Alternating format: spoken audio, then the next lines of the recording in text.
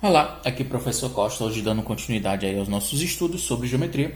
Vamos falar aí sobre as medidas de superfície. O que vinha a ser uma superfície? Nada mais é do que uma área. Seria uma grandeza matemática com duas dimensões. Ela tem comprimento e largura, certo?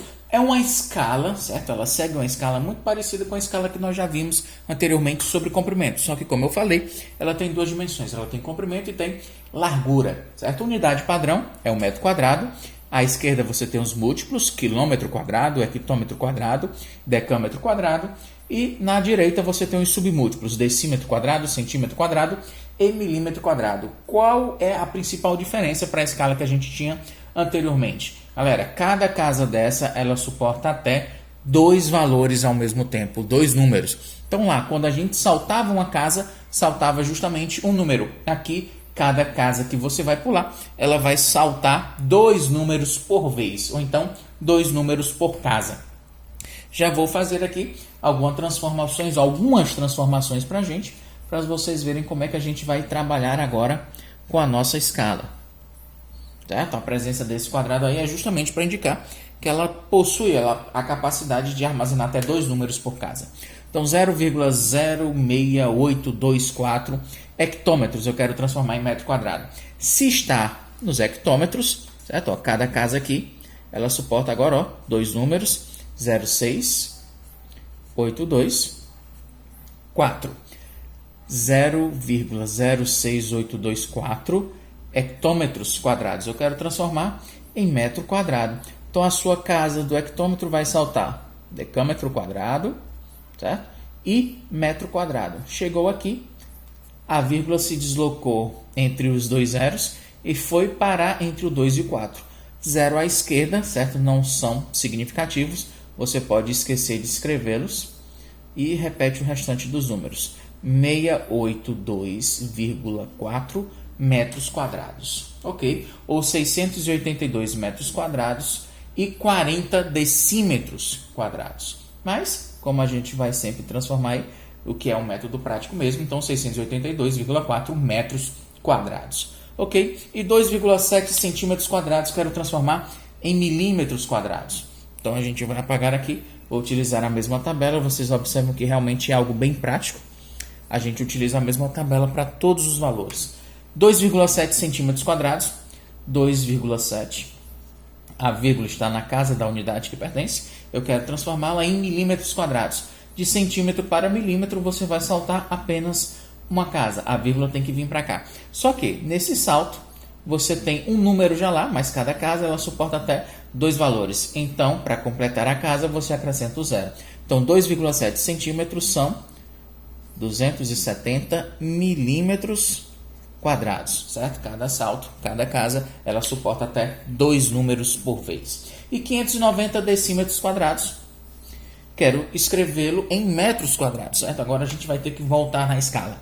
Então nós temos 590, lembrando, cada casa suporta dois números. Agora quero chamar ou quero ir para metros quadrados. Então a vírgula sai de decímetros, na casa da unidade aí de quem está mandando, e dá um salto chegando até em metros quadrados, ou seja, 590 decímetros quadrados são 5,9, ou se quiser escrever 5,90, dá exatamente a mesma coisa, metros quadrados, certo? É a mesma coisa de você escrever 5,90 metros quadrados. Acrescentar ou retirar zero aí à direita da casa decimal, não altera o valor do número decimal. Galera, essas unidades são as unidades padrões, mas muito comum, certo? Não na nossa região, porque a gente não trabalha muito com terra, ninguém aqui, praticamente ela não vai ser vista, certo? Mas existem ainda outras unidades agrárias muito importantes, que é necessário apenas que você, pelo menos, tenha ouvido falar sobre elas. São os hectares, os ares e os centiares. São unidades, certo? A unidade seria central, seria o área, um múltiplo seria o hectare e o submúltiplo seria o centiário, certo? 100 vezes maior e seria aí 100 vezes menor. Então é o seguinte, para relacionar, certo, com as unidades que a gente trabalha, é importante a gente lembrar que um hectare seria o equivalente a 10 mil metros quadrados, certo? São unidades de área. Normalmente você vai trabalhar em hectares quando você tem grandes extensões de terra, né, fazendas, enfim, grandes extensões de terra. E existe também, dependendo da sua região, os alqueires e os acres, é até mesmo o nome de um estado na nossa federação. Alqueires, existem alqueire paulista, os alqueires mineiros, certo? Dependendo de onde esteja, elas recebem medidas diferentes. Por não serem unidades padrão, fica meio difícil da gente transcrever. Normalmente, as questões elas só vão abordar comentando, ou se ela quiser que você relacione com as grandezas padrões, elas vão te dar os valores para que você possa fazer essa comparação. Ok? Então é importante que você, pelo menos, saiba da existência dessas unidades. Então agora vamos falar sobre as principais áreas de figuras planas. São essas áreas que normalmente são cobradas nos exercícios avaliativos. São elas que a gente precisa, certo, saber como calcular essas áreas das principais figuras geométricas planas, aquelas que vão sempre acompanhar-nos nos dias dos nossos cotidianos. Então aqui vamos desenhar aqui a primeira. Seria a primeira mais comum de todas, seria um quadrado. É que a gente calcularia a área de um quadrado. Um quadrado ele tem justamente lados iguais, né? Lado e lado. A área, que normalmente é representada por S de superfície mesmo, certo? A área seria dado por lado vezes lado, ou simplesmente lado ao quadrado, certo? Não tem o que a gente inventar a mais, não tem como complicar algo assim. Nós temos aqui o do retângulo, aqui a área de um paralelogramo, certo? Que é praticamente igual. Deixa eu ver quem mais aqui. A área de um trapézio também. Vamos desenhar logo aqui. A de um trapézio. A de um losango. Certo? Por último aqui, eu acho que falta a gente ver aqui a área de um triângulo, certo? Que é extremamente importante. Acho que além dessas a gente tem a área do círculo, para a gente não esquecer, já deixar comentado aqui. Então é o seguinte, a área de um retângulo, as partes são conhecidas como base e altura, certo? A área de um retângulo é sempre calculado como sendo, ó, a área de um retângulo é dado por base vezes altura, simplesmente assim. No paralelogramo, a base seria justamente esse lado aqui, ó, certo? Embaixo da figura.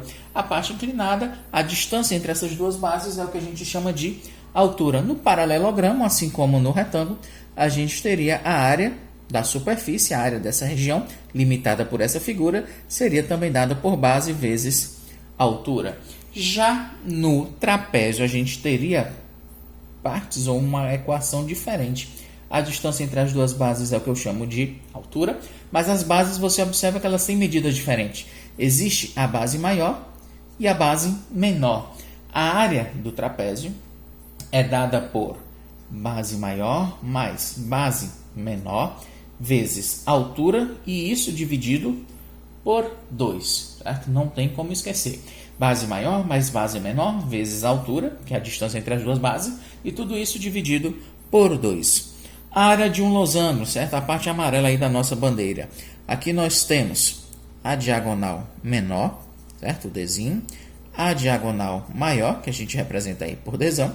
E teremos como área do losango como sendo o produto Dzão vezes Dzinho, diagonal maior vezes diagonal menor, e isso dividido por 2. A área de um triângulo, uma das figuras também muito comuns aí de a gente encontrar no nosso cotidiano. Nós temos aqui do ponto mais vértice à base, nós temos a altura, e a parte de baixo é o que a gente chama de base. A área de um triângulo é simplesmente dado por base vezes altura, e isso dividido por 2. Tranquilo até aí? Certo? E por último aqui, não menos importante, já que a gente falou muito de circunferência, de círculo, vamos aprender aí qual que seria a fórmula para se encontrar, a equação, para se determinar a área de um círculo. Certo? Como nós temos aí, certo? O histórico de já ter trabalhado com áreas de circunferências e de círculo, certo? De comprimento, vamos também aí calcular a área limitada por uma circunferência, ou seja, exatamente um círculo, onde do centro a qualquer ponto da circunferência a gente tem aí o raio, certo?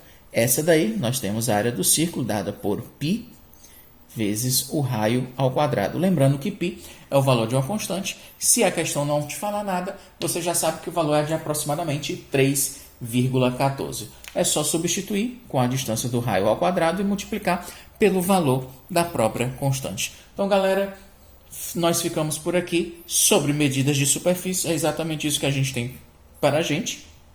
Já falamos sobre todas as áreas. E, é claro, bons estudos e até a próxima. Valeu!